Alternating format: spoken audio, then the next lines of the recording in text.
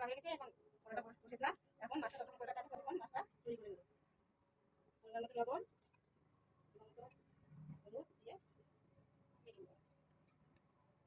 তুমি আর ভেঙে দাও, সাইজ করে নিয়ে দাও। হ্যাঁ, একদম ওটা ওটা ওটা একদম ওটা। মাছটা হলুদ দিয়ে লবণ দিয়ে মেখে নিয়েছি। এখন কড়ার মধ্যে তেল দিয়ে দেবো। তেল গেছে, তেল দিয়ে দিয়েছি। মাছের মধ্যে মাছ দেবো।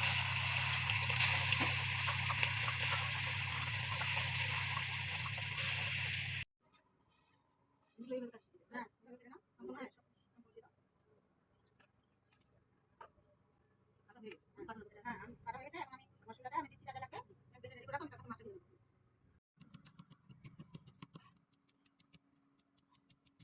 আদা দিয়ে একসঙ্গে বেটে নেবো। আদা দিয়ে সঙ্গে শুকনো দুটো লঙ্কা বেটে নেবো। লঙ্কাটা হয়ে গেছে, এখন আমি মশলাটা তুলে নেবো। মাছগুলো ভাজা হয়ে গেছে, মাছগুলো একটু এখন তুলে নেবো। এখন মাছগুলো ভাজা হয়ে গেছে, মাছগুলো এখন তুলে দেবো। সুন্দর করে বেটে নেবো।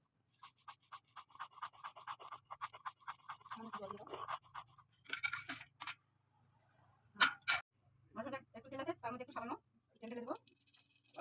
তেল ছিল ওর মধ্যে শুকনো লঙ্কা দেবো, তেজপাতা দিয়ে দেবো, জিরা ফোড়ন দিয়ে দেবো, দিয়ে নাড়াচাড়া করে তার মধ্যে পেঁয়াজ কুচি দেবো,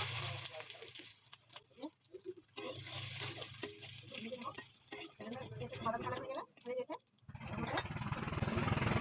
আদা বাটা পরিমাণ মতো লবণ, পরিমাণ মতো লবণ হয়েছে। মশলাটা সামান্য একটু দিয়ে দেবো। ভাজা হয়েছে, এখন ওর মধ্যে ডিমটা দিয়ে দেবো, দিয়ে নাড়াচাড়া করে নেবো। পরিমাণ মতো জল দিয়ে দেবো, ঢাকা দিয়ে দিলাম।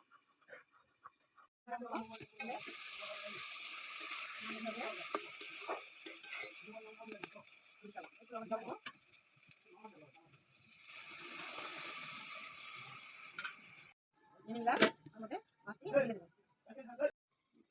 মাছগুলো ঢেলে দিয়েছি, এখন পোস্তটা ওর মধ্যে দিয়ে দেবো।